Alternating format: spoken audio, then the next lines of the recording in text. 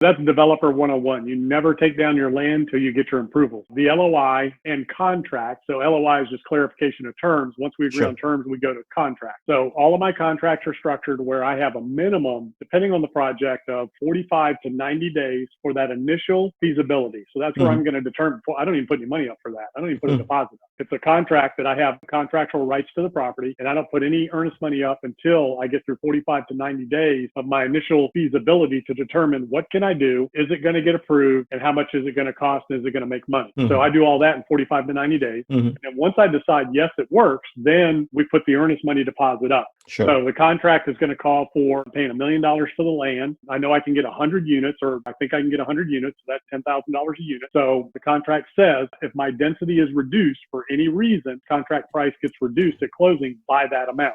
So if it's $10,000 a door, then I only get 90 instead of 100. I reduce it $10,000 at closing. So that's all part of the LOI and negotiation. So you write that in the contract. And then once I cross that first hurdle of financial or a feasibility study period, then there's going to be an earnest money deposit due, usually around 1 to 5%, depending on the price of the land, maybe 10% if you have a really hot piece of land. So I'll put that refundable earnest money deposit up, that if for some reason that project does not get approved, or if I get down zoned, meaning at any point during the process, if the property gets down zoned for much, much less density that's even going to make sense financially, to where even a purchase price adjustment doesn't make sense, which a lot of times it won't, then I have the ability to walk and get the earnest money back. So that's kind of how that works.